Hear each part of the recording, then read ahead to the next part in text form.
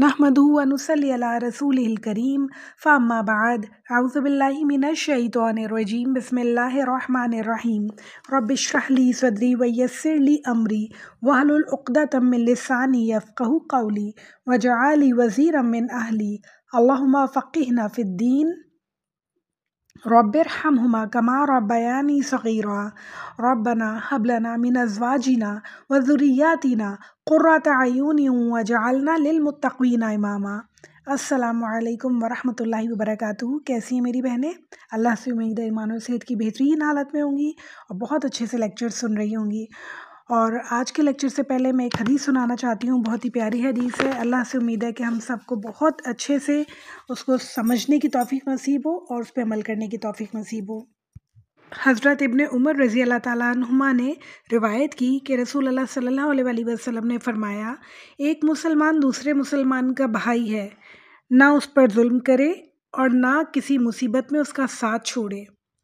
और जो शख्स अपने भाई की ज़रूरत पूरी करने में रहता है, अल्लाह ताला उसकी ज़रूरत पूरी करने में रहते हैं। और जो शख्स किसी मुसलमान की कोई सख्ती दूर करता है, अल्लाह ताला क़यामत के दिन उसकी सख्तियाँ दूर कर देंगे।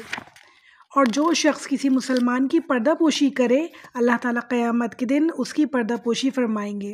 सुभान अल्लाह। सही बुखारी की हदीस है ये और बहुत ही खूबसूरत हदीस है। हमें बहुत सारी बातें इससे सीखने को मिली कि अल्लाह ताला हम सबको तौफीक अता फ़रमाए कि हम हर मुसलमान को अपना भाई समझें, जो अल्लाह ताला और अल्लाह के रसूल हमसे चाहते हैं और जो हम अपने लिए चाहते हैं, जो इज़्ज़त अपने लिए चाहते हैं, जो गुनाहों की पर्दापोशी हम अपने लिए चाहते हैं। अल्लाह ताला हमें तौफीक नसीब फ़रमाए कि हम अपने भाइयों के लिए भी वही चाहें इंशाअल्लाह। अब हम अपने लेक्चर की तरफ आते हैं। सूरह निसा पारा नंबर 5 आयत नंबर 55 तक अल्हम्दुलिल्लाह हमने पिछले लेक्चर में किया था। और हमारी पिछली चंद आयतों का ख़ुलासा ये था कि अल्लाह ताला कह रहे हैं कि अगर मैंने किसी को ज़्यादा रिस्क दिया है, किसी को कमी दी है, तो एक दूसरे को देख कर हसद मत करो, बल्कि अल्लाह ताला से दुआ करें, अल्लाह ताला उन्हें भी बरकत दे और अल्लाह ताला हमें भी बरकत दे इंशाअल्लाह ताला। फिर अल्लाह ताला ने कहा कि जिन लोगों ने अल्लाह ताला की किताब से कुफ्र किया, बहुत सारी बातें मानी और बहुत सारी बातें मानने से रुक गए, तो अल्लाह ताला ने उनके लिए जहन्नम तैयार करके रखी है। अल्लाहुम्मा फ़िज़ना। और जहन्नम के बारे में हमने कुछ अहादीस पढ़ी थी कि बहुत ही ख़तरनाक जगह है। अल्लाह ताला हम में से किसी को जहन्नम में लेके ना जाए इंशाअल्लाह। आयत नंबर 56 में भी अल्लाह ताला उसी बात को कंटिन्यू कर रहे हैं और फरमा रहे हैं, अऊज़ु बिल्लाहि मिनश शैतानिर रजीम बिस्मिल्लाहिर रहमानिर रहीम इन्नल्लज़ीना कफ़रू बिआयातिना सौफ़ा नुस्लीहिम नारा कुल्लमा नज़ीजत जुलूदुहुम बद्दलनाहुम जुलूदन गैरहा लयज़ूक़ुल आज़ाब इन्नल्लाहा काना अज़ीज़न हकीमा। जिन लोगों ने हमारी आयतों से कुफ्र किया, उन्हें हम यकीनन आग में डालेंगे। अल्लाहु अकबर। और आगे अल्लाह ताला फरमा रहे, सिर्फ आग में ही नहीं डालेंगे, फिर क्या, जब उनकी खालें पक जाएंगी हम उनके सिवा और खालें बदल डालेंगे। यानी जब खालें जल जल के ख़त्म हो जाएंगी, राख बन जाएंगी, तो दोबारा से उनकी खालें बनाई जाएंगी ताकि वो अज़ाब चखते रहें। यकीनन अल्लाह ताला गालिब और हिकमत वाला है। एक होता है ना, इंसान जल गया और ख़त्म हो गया, यहाँ ख़त्म होने का कोई सीन नहीं है। जलेगा, दोबारा बनाया जाएगा, दोबारा जलेगा। सबसे ज़्यादा पेन होता है इंसान की स्किन पे, आउटर लेयर पे। उसके बाद तो इंसान को जैसे जलता जाता है वैसे वैसे उसे पता चल रहा था कि हाँ जल रहा है, मगर स्टार्टिंग में जो जलना शुरू होता है सबसे ज़्यादा उसका दर्द होता है। तो जैसे ही जलना शुरू होगा इंसान, जल के पूरी लेयर्स जलेंगी, फिर दोबारा से उन लेयर्स को स्किन की बना दिया जाएगा ताकि बार बार वही तकलीफ़ उसे दोहराई जाए। इस आयत के एंड में अल्लाह ताला कह रहे हैं, यकीनन अल्लाह ताला गालिब हैं और हिकमत वाले हैं। अल्लाह ताला को अच्छी तरह पता है अल्लाह ताला क्या कर रहे हैं। जब इंसान डिज़र्व करता है ना ऐसी सज़ा, जब ही अल्लाह ताला देते हैं। अल्लाह ताला हरगिज़ भी ज़ालिम नहीं है। अल्लाह ताला बार बार वार्न करते हैं, बार बार बहुत मोहब्बत से वार्न करते हैं, मगर जब इंसान ढीठ हो जाता है ना और वो अल्लाह ताला का मुस्तकिल इनकार किए जाता है, फिर अल्लाह ताला उसे सज़ा देते हैं। अल्लाह ताला ऐसे लोगों में हमें कभी शामिल ना फरमाए। اور پھر میرے بہت ہی پیارے اللہ تعالیٰ جب بھی عذاب کا ذکر کرتے ہیں اس کے بعد جنت کا ذکر کرتے ہیں، تاکہ انسان جو ہے تھوڑا سا فریش ہو جائے، تھوڑا سا اسے جو خوف ہے وہ اتر جائے، اور وہ جنت کے بارے میں سوچنے لگے کہ انشاءاللہ میں نیک عمل کروں اور میں جنت الفردوس میں جاؤں، بہترین جنات میں، باغوں میں جاؤں جن کے نیچے نہریں بہتی ہوں گی انشاءاللہ۔ 57 آیت میں اللہ تعالیٰ ذکر کر رہے ہیں، اور جو لوگ ایمان لائے اور نیک عمل کیے۔ اچھا، ایمان کے ساتھ ہمیشہ اللہ تعالیٰ نیک عمل کو جوڑتے ہیں کہ ایمان کافی نہیں ہے، نیک عمل بہت زیادہ ضروری ہے، اور نیک عمل صرف کافی نہیں ہے، ایمان بھی بہت زیادہ ضروری ہے۔ یہ دونوں ایک دوسرے کے بغیر ادھورے ہیں۔ ایک انسان کہتا ہے میں ایمان لایا مگر نیک عمل نہیں کرتا، اس کے عمل میں پتہ ہی نہیں چلتا کہ اللہ تعالیٰ کے احکامات کی وہ اطاعت کر بھی رہا ہے یا نہیں، رسول اللہ صلی اللہ علیہ وآلہ وسلم کو وہ مانتا ہے بھی یا نہیں، تو اس کے لیے بالکل بھی کافی نہیں ہے وہ ایمان۔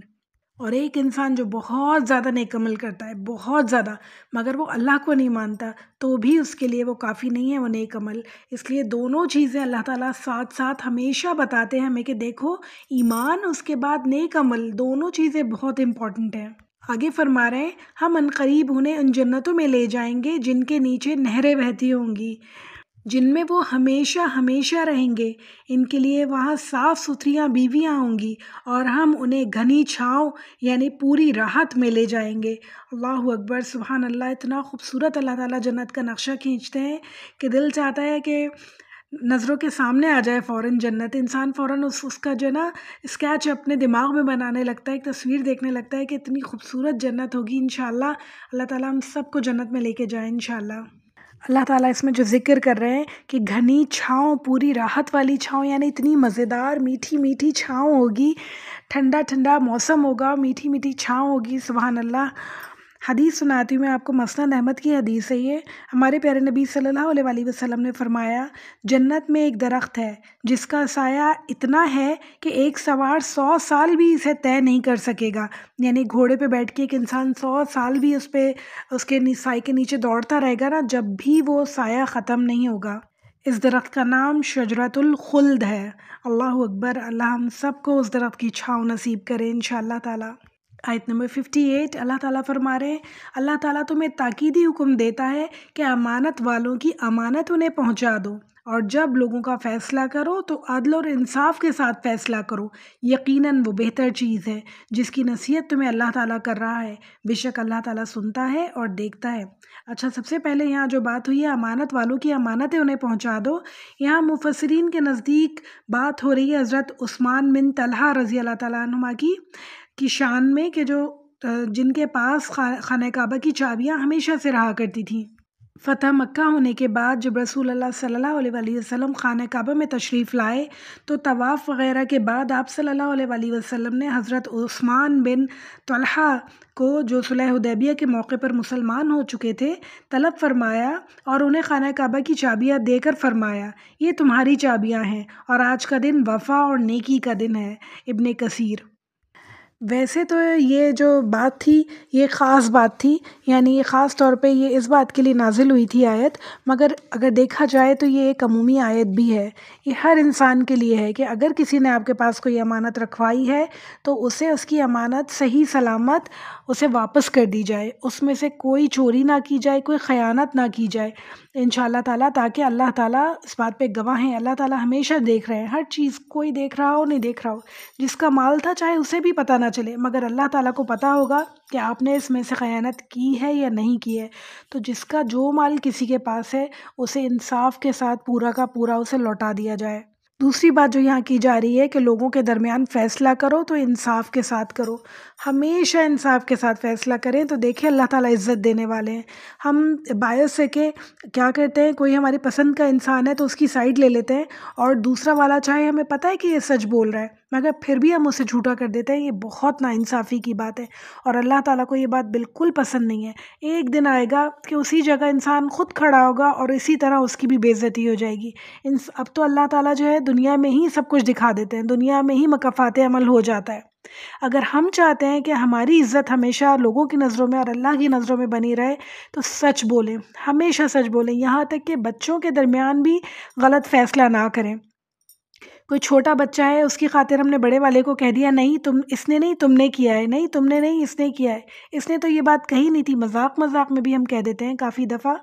مذاق تک میں ہمیں غلط بیانی نہیں کرنی انشاءاللہ، جھوٹ مذاق میں بھی نہیں بولنا انشاءاللہ تعالی، ہمیشہ سچ بولیں، ہمیشہ سچ کا ساتھ دیں، تو دیکھیں اللہ تعالیٰ ہر انسان کے دل میں آپ کی عزت ڈالے گا۔ یعنی بچوں کو بھی شروع سے پتہ ہوگا کہ میری ماں جھوٹ نہیں بولتی۔ اگر میں ان سے کہوں گا کہ میری جھوٹی سائڈ لے لیں کسی کے سامنے، میری ماں جھوٹ نہیں بولتی، اسے یہ بچپن سے پتہ ہوگا اور وہ کبھی بھی آپ سے ایسی فرمائش نہیں کرے گا، اور بڑے ہو کے اس کے دل میں ایک فخر کی طرح یہ بات ہوگی کہ میری ماں نے کبھی جھوٹ نہیں بولا۔ اور اگر آپ اس کی خاطر کسی کے سامنے جھوٹ بولیں گے تو اس کے دل میں ہمیشہ سے یہ بات ہوگی کہ میری ماں تو چھوٹی چھوٹی باتوں پہ جھوٹ بول دیتی ہے، اور ایک دن وہی بات آپ کے اگینسٹ جا سکتی ہے، آپ کے لیے نیگیٹو ہو سکتی ہے۔ اس دنیا میں اس بچے کے سامنے نیگیٹو ہو نہ ہو، اللہ تعالیٰ جانتے ہیں ہر بات، اور اللہ تعالیٰ ہر معاملے کو جانتے ہیں، تو اللہ تعالیٰ کی خاطر، اللہ تعالیٰ کو حاضر ناظر جانتے ہوئے ہمیشہ سچ بولیں، ہمیشہ سچ کا ساتھ دیں، کبھی بھی جھوٹ نہ بولیں۔ 59 آیت میں اللہ تعالیٰ فرما رہے ہیں اے ایمان والو، فرما برداری کرو اللہ تعالیٰ کی، اور فرما برداری کرو رسول اللہ صلی اللہ علیہ وسلم کی، اور تم میں سے اختیار والوں کی۔ اچھا، اللہ کی اور رسول کی تو ٹھیک ہے، اختیار والوں کی کیا یہ حکومت وغیرہ کی بات ہو رہی ہے؟ آپ کے بادشاہ ہیں یا حکومت ہے تو ان کی فرما برداری کرو۔ بعض مفسرین کے نزدیک یہاں علماء اور فقہاء وغیرہ کی بات ہو رہی ہے، بعض مفسرین کے مطابق یہاں آپ میں سے جو اقتدار میں لوگ ہیں ان کی بات ہو رہی ہے۔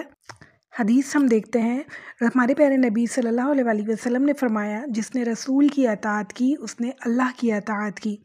یعنی کہ اللہ کی اطاعت، رسول صلی اللہ علیہ وسلم کی اطاعت اصل میں اللہ تعالیٰ کی اطاعت ہے، کیونکہ ہمارے پیارے نبی صلی اللہ علیہ وسلم کوئی بھی بات اپنی طرف سے نہیں کہتے تھے، ہر حکم ہر بات ان کی اللہ تعالیٰ کی ہی ہوا کرتی تھی، اور آج تک ہم جو قرآن میں دیکھتے ہیں یہ سارے الفاظ اللہ تعالیٰ کے ہیں، اور یہ کتاب نازل ہمارے پیارے نبی صلی اللہ علیہ وسلم کے اوپر ہوئی تھی۔ احادیث ہم دیکھتے ہیں تو وہ الفاظ تو ہمارے پیارے نبی صلی اللہ علیہ وسلم کے ہیں، مگر باتیں وہ بھی اللہ تعالیٰ کی ہیں، احکامات وہ بھی اللہ تعالیٰ کے ہی ہیں۔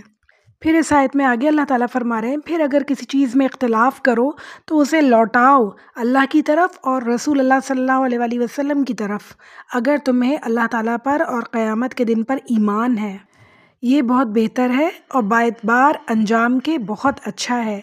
یعنی کہ تمہیں جن چیزوں میں اختلاف ہو، انسان ہے آپس میں اختلاف ہو جاتا ہے، بڑی بڑی باتوں میں، چھوٹی چھوٹی باتوں میں انسانوں کو، لوگوں کو اختلاف ہو جاتا ہے، دنیاوی باتوں میں، دینی باتوں میں، ہر چیز میں اختلاف ہو جاتا ہے ایک دوسرے کے ساتھ، تو اللہ تعالیٰ کہہ رہے ہیں جس بھی بات میں تم لوگوں کو اختلاف ہو اسے لوٹا دو، کا مطلب کہ اسے لے کے آؤ رسول اللہ صلی اللہ علیہ وسلم کی طرف اور اللہ تعالیٰ کی طرف، دیکھو کہ اس معاملے میں اللہ کی رائے کیا ہے اور اللہ کے رسول کی سنت ہے اور حدیث ہمیں کیا مشورہ دیتی ہے کہ اس کا فیصلہ کیا ہونا چاہیے، تو ویسا ہی کرو، تو باعتبار انجام کے یہ بہت اچھا ہے، یعنی کہ اس کا انجام تمہارے لیے بہت اچھا ہوگا اگر تم اپنے فیصلے اللہ کے اوپر اور اللہ کے رسول کے اوپر چھوڑ دو گے۔ یعنی اختلافات کو اپنے دل سے سولو کرنے کی کوشش مت کرو، اپنی مرضی سے سولو کرنے کی کوشش نہیں کرو، اپنی عقل نہیں لڑاؤ، بلکہ اللہ اور اللہ کے رسول اس بارے میں کیا کہتے ہیں یہ بات سوچو اور اس طرح کام کرو۔ آیت نمبر 60 کو اللہ تعالیٰ یہی بات کو کنٹینیو کر رہے ہیں 60 میں، اور فرما رہے ہیں کیا آپ نے انہیں نہیں دیکھا جن کا تو دعویٰ یہ تھا کہ جو کچھ آپ پر اور جو کچھ آپ سے پہلے اتارا گیا ہے وہ اس پر یقین رکھتے ہیں، لیکن وہ اپنے فیصلے غیر اللہ کی طرف لے جانا چاہتے ہیں، حالانکہ انہیں حکم دیا گیا ہے کہ شیطان کا انکار کریں، شیطان تو یہ چاہتا ہے کہ انہیں بہکا کر دور ڈال دے۔ اچھا، مسلمانوں کا کیا حال ہونا چاہیے؟ سورہ نور میں اللہ تعالیٰ فرماتے ہیں کہ جب انہیں اللہ کے رسول صلی اللہ علیہ وسلم کی طرف بلایا جاتا ہے تاکہ وہ ان کے درمیان فیصلہ کریں تو یہ لوگ کہتے ہیں سمعنا واطعنا۔ ایسے ہی لوگوں کے بارے میں آگے اللہ تعالیٰ فرماتے ہیں یہی لوگ فلاح پانے والے ہیں، یعنی کہ فلاح پانے والے وہ لوگ ہیں جو اللہ تعالیٰ کی طرف رجوع کرتے ہیں، ہر مشکل میں، ہر پریشانی میں، ہر مصیبت کے وقت انہیں سب سے پہلے اللہ تعالیٰ یاد آتے ہیں، انہیں کوئی اور کبھی یاد نہیں آتا، وہ کبھی کسی اور کے دروازے پہ جانا نہیں چاہتے، کبھی کسی کے آگے اپنا جو دکھڑا ہے وہ رونا نہیں چاہتے، صرف اور صرف اللہ تعالیٰ کو پکارتے ہیں دل میں اور زور سے، ہر طرح سے صرف اللہ کو پکارتے ہیں، اور ان کے دل اللہ کو پکارتے ہیں، ان کے دل اللہ کے آگے جھکے ہوئے ہوتے ہیں۔ اور وہ اپنے تمام فیصلے اللہ کے اوپر چھوڑنے والے ہوتے ہیں۔ انہیں جب کوئی کام پڑتا ہے، کوئی معاملہ ان کا لین دین کا ہوتا ہے، شادی بیاہ کا ہوتا ہے، کوئی بھی بڑا فیصلہ ہوتا ہے تو استخارہ کرتے ہیں، اللہ تعالیٰ سے پوچھتے ہیں، اور استخارہ بھی خود کیا جاتا ہے۔ اپنا استخارہ کسی اور سے کروانا بالکل بھی عقل مندی کی بات نہیں ہے، کیونکہ جو مسئلہ میرے ساتھ ہے میں اس کے بارے میں دعا بہتر طرح سے کر سکتی ہوں اور بہتر طرح سے اسے اللہ تعالیٰ سے مانگ سکتی ہوں، اور پھر اس کا سلوشن بھی اللہ تعالیٰ مجھے ہی بتائیں گے۔ ایسا نہیں ہوتا ہے ہمیشہ کہ رنگ ہمیں نظر آئیں یا ہمیں کوئی ہرے رنگ نظر آئیں یا کوئی ہمیں درخت پودے پھول نظر آئیں، ایسا نہیں ہوتا، واللہ عالم کہ ایسا ہوتا بھی ہو کبھی کبھی، مگر زیادہ تر کیا ہوتا ہے کہ اللہ تعالیٰ آپ کا دل راضی کرتے چلے جاتے ہیں، آہستہ آہستہ معاملات آسان کرتے چلے جاتے ہیں جو آپ کے حق میں بہتر ہوتا ہے، اور جو حق میں بہتر نہیں ہوتا ان تمام معاملوں کو آپ سے دور کرتے چلے جاتے ہیں۔ تو استخارہ جو ہے انسان کو ہمیشہ اپنا خود کرنا چاہیے، اور خود جو ہے استخارہ کی نماز بھی پڑھنی چاہیے، دعا بھی کرنی چاہیے، صرف ایک دفعہ نہیں، مستقل کرتے رہنا چاہیے، تاکہ سارے معاملات انشاءاللہ آہستہ آہستہ اللہ تعالیٰ ہمارے سامنے کلیئر کر دیں۔ یہ اللہ تعالیٰ کی رضامندی حاصل کرنا ہے کہ یہ کام کیا جائے یا نہیں کیا جائے۔ تو تمام مشکل وقتوں میں اللہ تعالیٰ کو یاد کرنا ہے، نماز حاجات پڑھیں، اللہ تعالیٰ سے دعا کریں، اپنے فیصلے اللہ تعالیٰ کے اوپر چھوڑیں۔ آیت نمبر 61 میں اللہ تعالیٰ فرما رہے ہیں، ان سے جب کبھی یہ کہا جاتا ہے کہ اللہ تعالیٰ کی نازل کردہ کلام کی اور رسول اللہ صلی اللہ علیہ وآلہ وسلم کی طرف آؤ، تو آپ دیکھیں گے کہ یہ منافق آپ سے منہ پھیر رہے ہیں، یعنی ان کے پاس اور بہت جگہیں جانے کی، اپنی مشکلات سولو کروانے کی، اپنی پریشانیاں ختم کروانے کی ان کے پاس بہت سارے اور طریقے ہیں۔ انہیں اللہ کو یاد کرنے کی ضرورت نہیں ہے، یہ منافقوں کا طریقہ ہے، یہ مشرکوں کا، کافروں کا طریقہ ہے۔ مسلمان ہمیشہ اللہ تعالیٰ کو یاد کرتے ہیں مشکل وقت میں۔ اللہ تعالیٰ ہم سب کو توفیق عطا فرمائے کہ ہم جب بھی کوئی پریشانی ہو، چاہے وہ چھوٹی سی چھوٹی ہو، چاہے اللہ نہ کرے وہ بڑی پریشانی ہو، ہم صرف اور صرف اللہ کو یاد کریں اور اللہ تعالیٰ سے مدد مانگیں انشاءاللہ تعالیٰ، اور اللہ تعالیٰ کے بتائے ہوئے طریقوں پہ چلیں انشاءاللہ تعالیٰ۔ صرف مدد نہیں مانگنی ہے، ہمیں اس کو سولو کرنے کے کچھ اقدامات بھی اٹھانے ہوں گے، وہ اللہ تعالیٰ کے احکامات کے مطابق ہونے چاہیے، ناجائز طریقہ نہیں ہونا چاہیے۔ آیت نمبر 62 میں اللہ تعالیٰ فرما رہے ہیں، پھر کیا بات ہے کہ جب ان پر کوئی ان کے کرتوتوں کے باعث کوئی مصیبت آ پڑتی ہے تو پھر یہ آپ کے پاس آ کر اللہ تعالیٰ کی قسمیں کھاتے ہیں کہ ہمارا ارادہ تو صرف بھلائی کا اور میل ملاپ کا ہی تھا۔ جب بھی انسان اللہ کو چھوڑ کے کہیں اور جاتا ہے، اللہ کے احکامات کی خلاف ورزی کرتا ہے، کوئی ناجائز کام کرتا ہے، تو اسے ضرور مصیبتوں کا سامنا اٹھانا پڑتا ہے، ضرور مشکلات کا سامنا اٹھانا پڑتا ہے۔ ہاں ایک بات ضرور ہے کہ یہ تمام آیتیں اپنا محاسبہ کرنے کے لیے، اپنے آپ کو چیک کرنے کے لیے، یہ نہیں کہ ہم دوسروں کو کہنے لگے کہ دیکھو یقیناً اس نے کچھ نہ کچھ کیا ہوگا جو پریشانیاں اس کے اوپر آئی ہیں، یقیناً اس نے کہیں نہ کہیں کچھ نہ کچھ غلطی کی ہوگی جو یہ مصیبتیں اس کے اوپر چلی آ رہی ہیں، اس کے گھر میں جو پریشانیاں ہیں یہ ساری اس کے اپنے کرتوتوں کی وجہ سے ہوں گی، یہ قرآن میں اللہ نے کہا ہے۔ یہ بہت غلط بات ہے، ہم کسی کو ایسے پوائنٹ آؤٹ نہیں کر سکتے۔ اللہ کا اور اس بندے کا کیا معاملہ ہے اللہ تعالیٰ جانتا ہے، وہ بندہ جانتا ہے، ہمیں بالکل بھی کسی کو اس طرح کہنے کا حق نہیں ہے۔ آج اس کے اوپر وہ مصیبتیں ہیں نا، کل اللہ تعالیٰ وقت بدل کے ہمارے اوپر بھی وہ مصیبتیں ڈال سکتے ہیں۔ کس منہ سے ہم پھر کسی سے بات کریں گے، کس کو ہم بتائیں گے کہ ہمارے ساتھ کیا ہوا؟ وقت بدلتے میں دیر نہیں لگتی ہے، تو کسی کے اوپر کوئی بھی الزام لگانے سے پہلے، کسی کو کسی بھی طرح کی کوئی بھی برائی کسی کی کرنے سے پہلے انسان سوچے کہ دیکھو یہ آزمائش آج اس کے اوپر ہے، کل میرے ساتھ بھی ہو سکتا ہے۔ تو بالکل بھی ایسی بات کسی کے لیے نہیں کرنی، صرف اور صرف اپنے آپ کو چیک کرنا ہے۔ اس کے اوپر وہ آزمائش بھی ہو سکتی ہے، اس کے درجات بلند کرنے کے لیے بھی ہو سکتا ہے، بہت سارے معاملات ہو سکتے ہیں اس کے ساتھ، مگر ہمیں کسی کو کچھ کہنے کا حق نہیں ہے۔ صرف اپنے آپ کو چیک کریں کہ جو ہمارے اوپر مصیبت آئی ہے، اللہ نہ کرے کہیں ہماری غلطیوں کی وجہ سے تو نہیں آئی ہے، ہماری کہاں غلطی تھی، کہاں کوتاہی تھی، اللہ تعالیٰ سے توبہ کریں، اسے ٹھیک کرنے کی کوشش کریں اور اللہ تعالیٰ کی اطاعت میں لگ جائیں، انشاءاللہ اللہ تعالیٰ معاف کرنے والے ہیں۔ آیت نمبر 63 بہت ہی پیاری ہے، اللہ تعالیٰ بہت پیارے اسٹائل میں ہمارے پیارے نبی صلی اللہ علیہ وآلہ وسلم کو لوگوں سے بات کرنے کا طریقہ بتا رہے ہیں اور کہہ رہے ہیں یہ وہ لوگ ہیں کہ ان کے دلوں کا بھید اللہ تعالیٰ بخوبی جانتے ہیں، آپ ان سے چشم پوشی کیجئے۔ چشم پوشی کا مطلب ہے درگزر کیجئے، انہیں اندیکھا کر دیجئے، انسنا کر دیجئے، انہیں نصیحت کرتے رہیں اور انہیں وہ بات کیجیے جو ان کے دلوں میں گھر کرنے والی ہو، یعنی ان کی غلطیوں کو آپ درگزر کرتے رہیے اور انہیں نصیحت ضرور کرتے رہیے، ان سے اچھی بات ضرور کرتے رہیے۔ ایسا نہ ہو کہ آپ انہیں ہمیشہ کے لیے چھوڑ دیں، انہیں ان کے حالوں پہ نہیں چھوڑ دینا ہے، بلکہ نصیحت انہیں کرتے رہنا ہے۔ اور پھر کیا، ان سے اس طرح کی بات کریں جو ان کے دلوں میں گھر کرے، جو ان پہ اثر کرے۔ طنز نہیں مارنے، تانے نہیں مارنے کہ تم تو ایسے ہو، تم تو ایسے ہو، جو ہماری عادت ہوتی ہے لوگوں کی، خاص طور پہ خواتین کی۔ بالکل بھی ایسی باتیں نہیں کرنی ہے لوگوں سے، بلکہ اللہ تعالیٰ کیا کہہ رہے ہیں، کیسی باتیں کرنی ہے؟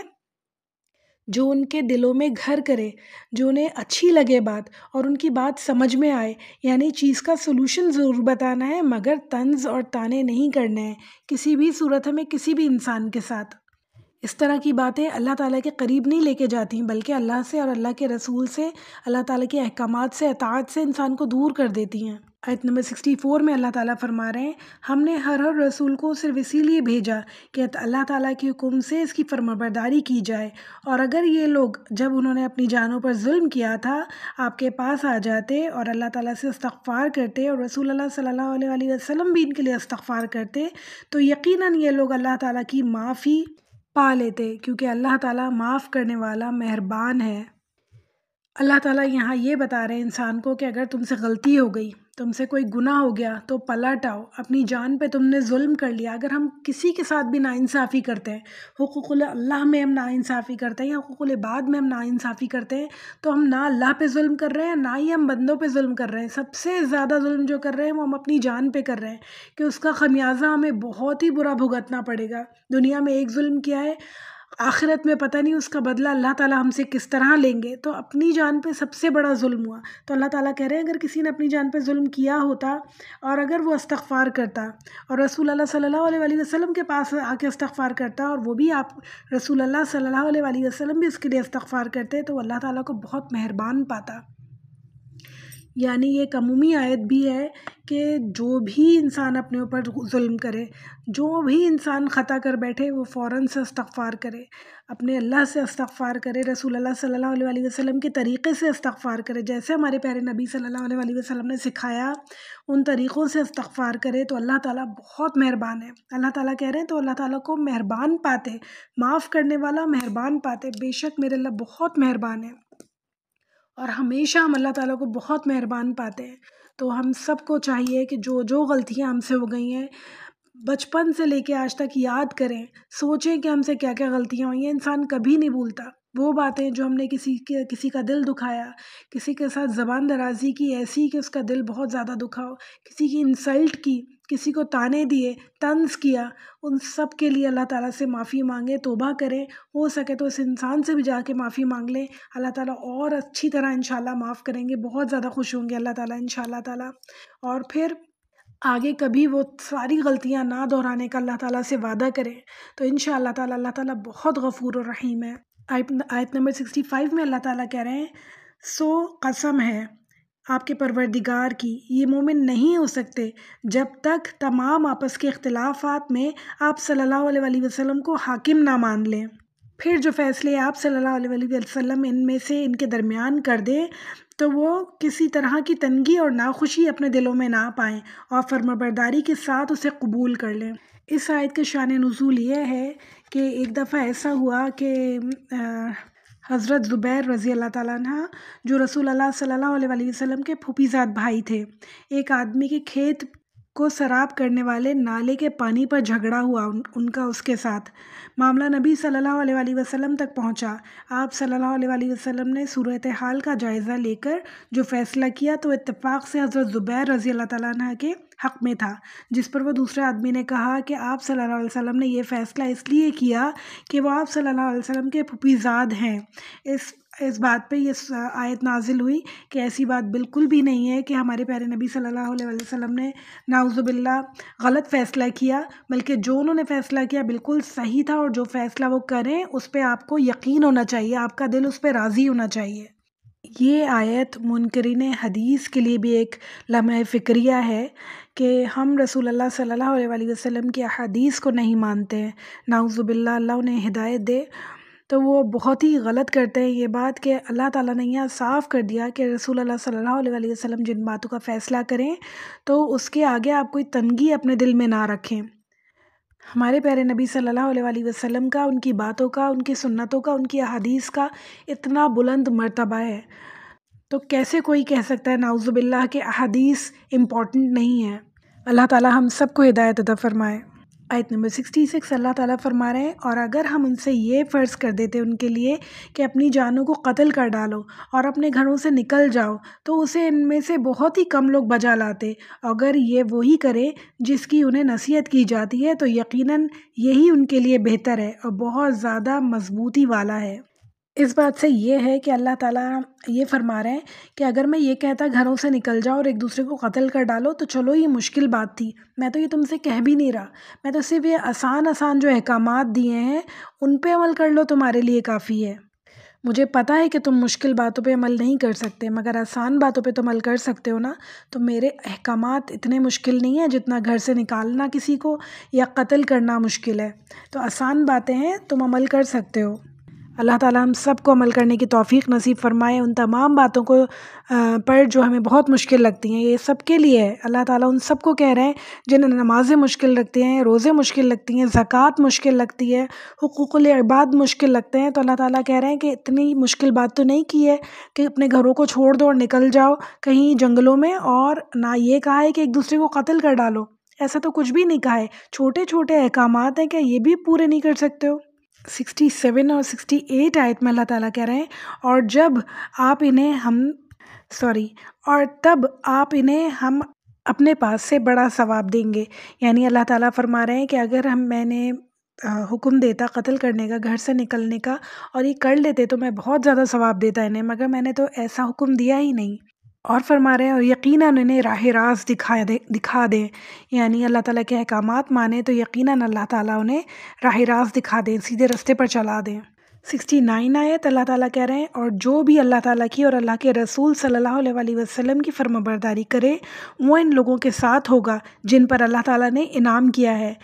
جیسے نبی، صدیق، شہید اور نیک لوگ، یہ بہتر رفیق ہیں۔ سبحان اللہ، اللہ تعالیٰ خوشخبری دے رہے ہیں یہ لوگوں کو کہ اللہ تعالیٰ کی فرمانبرداری جو کرے گا تو وہ نبیوں کے ساتھ ہو سکتا ہے، صدیقین، شہداء کے ساتھ ہو سکتا ہے، نیک لوگوں کے ساتھ ہو سکتا ہے، یعنی جو بھی نیک عمل کرے گا، اللہ تعالیٰ کے احکامات کی پاسداری کرے گا تو اللہ تعالیٰ اسے بلند سے بلند درجہ دینے پر قادر ہیں۔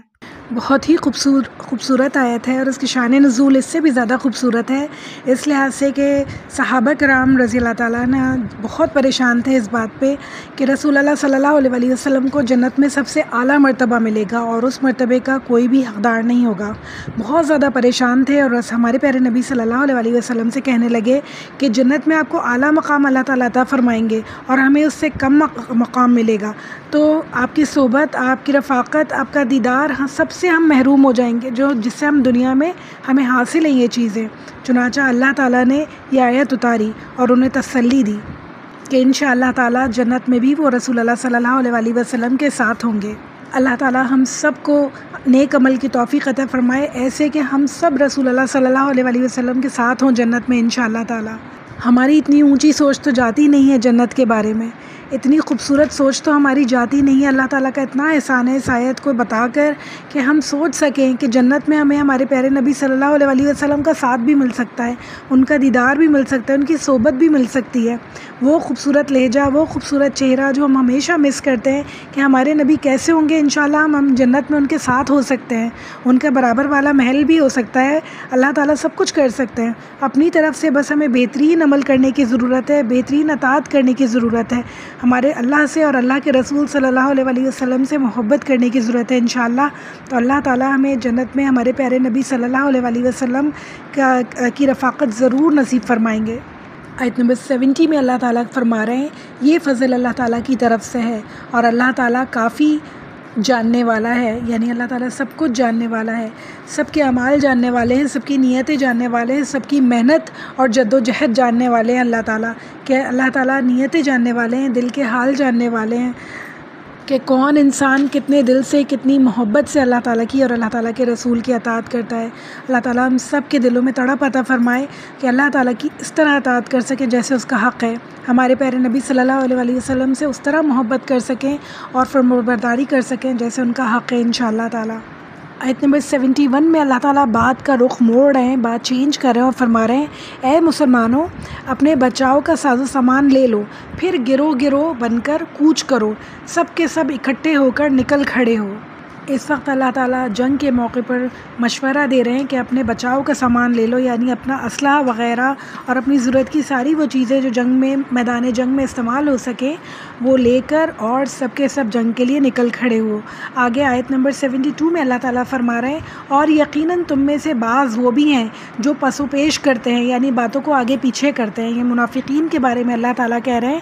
اور پھر فرما رہے ہیں آگے، پھر اگر تمہیں کوئی نقصان ہوتا ہے تو وہ کہتے ہیں کہ اللہ تعالیٰ نے مجھ پر بڑا فضل کیا کہ میں ان لوگوں کے ساتھ موجود نہیں تھا، یعنی جنگ کے میدان میں اگر کوئی نقصان ہو جاتا ہے، مالی نقصان ہو جاتا ہے یا جنگ ہار جاتے ہیں تو وہ کیا کہتے ہیں کہ شکر ہے کہ میں ان لوگوں کے ساتھ نہیں گیا تو بچ گیا، موت سے بچ گیا۔ یہ ہم نے پہلے بھی پڑھا کہ اللہ تعالیٰ کہتے ہیں کہ موت تو تمہیں کہیں بھی آ سکتی ہے، تمہارے بند قلعوں میں بھی آ سکتی ہے۔ اگر تم یہ سمجھتے ہو کہ جہاد میں نہیں گئے ہو تمہیں موت سے بچ گئے ہو تو تمہاری غلط فہمی ہے، موت تمہیں تمہارے بستر پر بھی آ سکتی ہے۔ تو اللہ تعالیٰ یہاں بھی یہی بات فرما رہے ہیں کہ جب کوئی نقصان ہو جاتا ہے تو وہ کہتے ہیں کہ اچھا ہوا کہ ہم ان کے ساتھ نہیں گئے، اللہ تعالیٰ نے ہمیں بچا لیا۔ پھر اللہ تعالیٰ 73 آیت میں کہہ رہے ہیں اور اگر تمہیں اللہ تعالیٰ کا کوئی فضل مل جائے، یعنی جنگ جیت جاؤ تم یا مال غنیمت ملے، تو پھر کیا کہتے ہیں؟ تو اس طرح کہتے ہیں کہ گویا تم میں اور ان میں دوستی تھی ہی نہیں، اور کہتے ہیں کہ کاش میں بھی ان کے ہمراہ ہوتا تو بڑی کامیابی کو پہنچتا۔ اب جنگ جیت گئے ہیں، مال غنیمت مل گیا ہے، فتح نصیب ہوئی ہے، تو کہہ رہے ہیں کہ کاش کہ میں بھی ان کے ساتھ ہوتا، یعنی لاس تو اٹھانا ہی نہیں ہے، جدوجہد تو کرنی ہی نہیں ہے، کوئی نقصان والا کام تو کرنا ہی نہیں ہے، صرف فائدہ ہوگا تو جائیں گے، اپنی جان دینے کا باری آئے گی تو یہ ساتھ نہیں جائیں گے۔ 74 آیت میں اللہ تعالیٰ مشورہ دے رہے ہیں کہ بس جو لوگ دنیا کی زندگی کو آخرت کے بدلے بیچ چکے ہیں انہیں اللہ تعالیٰ کی راہ میں جہاد کرنا چاہیے، اور جو شخص اللہ تعالیٰ کی راہ میں جہاد کرتے ہیں شہادت پالے یا غالب آ جائے، یقیناً ہم اسے بہت بڑا ثواب عنایت عطا فرمانے والے ہیں۔ دنیا کی زندگی آخرت کی زندگی کے بدلے بیچ دینے سے کیا مطلب ہے؟ یعنی وہی خرید و فروخت کی بات ہو رہی ہے جو اللہ تعالیٰ ہمیشہ کہتے ہیں کہ خرید و فروخت کرتے ہیں یہ لوگ، اور کس قسم کی کہ دنیا کی زندگی آخرت کے لیے بیچ دیتے ہیں، اور کچھ لوگ کیا کرتے ہیں کہ آخرت کی زندگی دنیا کی زندگی کے لیے بیچ دیتے ہیں، یعنی کہ دنیا کی زندگی میں وہ کام کرتے ہیں جس سے آخرت کا خسارہ ہو، اور کچھ لوگ دنیا کی زندگی میں وہ کام کرتے ہیں جس میں آخرت میں انہیں کامیابی ملے۔ تو اللہ تعالیٰ یہاں ان لوگوں کی بات کر رہے ہیں کہ جو دنیا کی زندگی میں وہ کام کرتے ہیں جو اللہ تعالیٰ کو منانے والے ہوتے ہیں، راضی کرنے والے ہوتے ہیں اللہ کو اور اللہ کے رسول کو، اور آخرت میں انہیں کامیابی نصیب ہوتی ہے، اور وہ جہاد کرتے ہیں۔ اور جہاد کا مطلب انہوں نے کیا دیکھا تھا کہ جد و جہد ہے، اپنی جو کمفرٹ زون ہے اس سے نکل کے جد و جہد کرنا، اپنے لیے اللہ کے راستے کو چننا، چاہے وہ آسان ہو چاہے وہ مشکل ہو۔ اللہ تعالیٰ کی راہ میں محنت کرنے کو جد و جہد کہتے ہیں، وہ جہاد کرتے ہیں، جد و جہد جہاد سے نکلا ہے، یعنی جد و جہد کرتے ہیں، وہ جہاد کرتے ہیں اللہ کی راہ میں۔ اور پھر اللہ تعالیٰ کہہ رہے ہیں چاہے وہ شہید ہوئے، یعنی وہ ہار گئے ہوں، شہید ہو گئے ہوں، یا غالب آ جائیں، جیت جائیں، ان کے پاس اللہ تعالیٰ کے پاس ان کے لیے بہت بڑا ثواب ہے۔ یعنی اللہ تعالیٰ ہم سے یہ نہیں مانگتے ہیں کہ جد و جہد کی ہے تو کامیاب ہونا ضروری ہے، تمہیں جیتنا ضروری ہے، صرف اور صرف تمہیں جد و جہد کرنی ضروری ہے، اپنی طرف سے پوری کوشش کرو، انجام جو کچھ بھی ہو اللہ تعالیٰ دل کے بھید جاننے والے ہیں، اللہ تعالیٰ نیتیں دیکھنے والے ہیں، چھوٹی سے چھوٹی بات پہ معاف کرنے والے ہیں اللہ تعالیٰ، چھوٹی سے چھوٹی بات پہ فلاح دینے والے ہیں اللہ تعالیٰ۔ آیت نمبر 75 جو کہ ہمارے لیکچر کی لاسٹ آیت ہے، اللہ تعالیٰ اس میں فرما رہے ہیں بھلا تمہیں کیا ہوا ہے، کیا وجہ ہے کہ تم اللہ کی راہ میں جہاد نہ کرو، اور ناتواں مردوں، عورتوں اور ننھے بچوں کے چھٹکارے کے لیے جہاد نہ کرو۔ نزول کے اعتبار سے یہ مکہ کی بات ہو رہی ہے کہ جب وہاں پہ بہت مشکلات ہو گئی تھیں، بہت پریشانیاں ہو گئی تھیں، اور مسلمانوں کو بہت پریشان کیا جا رہا تھا، تو اللہ تعالیٰ کہہ رہے ہیں کہ تمہیں کیا ہو گیا ہے کہ تم جہاد نہیں کرتے۔ اور پھر فرما رہے ہیں جو ننھے بچے اور عورتیں اور ناتواں مرد دعائیں کرتے ہیں، دعائیں مانگ رہے ہیں کہ اے ہمارے پروردگار ان ظالموں کی بستی سے ہمیں نجات دے دے، اور ہمارے لیے خود اپنے پاس سے حمایتی مقرر کر دے، اور ہمارے لیے خاص اپنے پاس سے مددگار بنا۔ یہ بہت ہی خوبصورت دعا ہے اگر دیکھا جائے. میں دوبارہ پڑھتی ہوں. اے ہمارے پروردگار، ان ظالموں کی بستی سے ہمیں نجات عطا فرما اور ہمارے لیے خود اپنے پاس سے حمایتی مقرر کر دے اور ہمارے لیے خاص اپنے پاس سے مددگار بنا. اللہ اکبر. اللہ تعالیٰ ہمیں طریقہ سکھا رہے ہیں دعا مانگنے کا کہ آپ کہیں بھی ہیں جہاں پہ آپ دنیاوی طور پہ پریشان ہیں، جہاں پہ آپ کو پریشانی ہے کسی بھی طرح کی، وہاں پہ آپ یہ دعا مانگ سکتے ہیں کہ اللہ تعالیٰ اپنے پاس سے آپ کے لیے مددگار اور حمایتی بھیج دیں. اللہ تعالیٰ لوگوں کے دل میں نرمی ڈال دیں، لوگوں کے دل میں احساس ڈال دیں، کسی کے ساتھ ظلم ہو رہا ہے اسے روکا جائے. اللہ تعالیٰ ہمیں ہر تھوڑی دیر بعد اتنی خوبصورت دعائیں بتاتے ہیں، دعا مانگنے کا طریقہ بتاتے ہیں. تو یقیناً یہ دعا اللہ تعالیٰ نے بنائی ہے اور یقیناً یہ دعا جو ہے اللہ تعالیٰ بہت اچھے سے قبول کریں گے. ہم اللہ تعالیٰ سے اپنے دل سے مانگیں گے انشاءاللہ. تو اللہ تعالیٰ ہم سب کو توفیق عطا فرمائے کہ ہم اللہ تعالیٰ سے خوب دعائیں مانگا کریں، اپنی ہر پریشانی میں، اپنی ہر مشکل میں صرف اور صرف اللہ تعالیٰ کو یاد رکھیں اور اپنے طور پہ جہاد کرنے کی کوشش کریں. برائیوں سے، گناہوں سے، اپنے نفس سے جہاد کرنے کی کوشش کریں جو ہمیں برے حکم دیتی ہے، جو ہمیں گمراہ کرتی ہے اور شیطان کے راستے پر چلنے کا مشورہ دیتی ہے. ہم دیکھتے ہیں کہ اللہ تعالیٰ نے اور حدیث میں ہمیں پتہ چلتا ہے 3 طرح کی نفس کے بارے میں. نمبر 1 ہے نفس امارہ. نفس امارہ وہ ہے جو برائی کا حکم دیتی ہے، گناہوں کی طرف کھینچتی ہے. نفس لوامہ ہے جو ہمیں بار بار تنبیہ کرتی ہے، یعنی جسے ہم ضمیر بھی کہتے ہیں عام لفظوں میں، وہ نفس لوامہ ہوتی ہے. اور اگر انسان نفس لوامہ کا کہنا نہیں سنتا نا تو وہ نفس امارہ بن جاتی ہے، یعنی پھر وہ آہستہ آہستہ گناہوں کا حکم دینے لگتی ہے اور انسان کو برائیوں کی طرف کھینچنے لگتی ہے. اور اگر انسان نفس لوامہ کو سنتا ہے، اس کی مانتا ہے اور گناہوں سے بچتا ہے تو وہ آہستہ آہستہ نفس مطمئنہ بن جاتی ہے، جس کا ذکر سورہ الفجر میں ملتا ہے ہمیں. نفس امارہ کا ذکر ہمیں سورہ یوسف میں ملتا ہے، نفس لوامہ کا ذکر ہمیں سورہ قیامہ میں ملتا ہے اور نفس مطمئنہ کا ذکر ہمیں سورہ الفجر میں ملتا ہے. اللہ سے دعا ہے اللہ تعالیٰ ہم سب کو نفس مطمئنہ نصیب فرمائے انشاءاللہ تعالیٰ. اللہ تعالیٰ ہم سب کو جنت الفردوس عطا فرمائے انشاءاللہ تعالیٰ، اور ہم سب کے پیارے نبی صلی اللہ علیہ وآلہ وسلم کا ساتھ، ان کی رفاقت، ان کی محبت، ان کی صحبت نصیب فرمائے انشاءاللہ. ربی اعنی علی ذکرک و شکرک و حسن عباداتک. ربنا تقبل منا انک انت السمیع العلیم وتوب علینا انک انت التواب الرحیم. صلی اللہ تعالی علی خیر خلقی و ازواجہ و ذریتہ اجمعین برحمتک یا ارحم الراحمین. السلام علیکم ورحمۃ اللہ وبرکاتہ.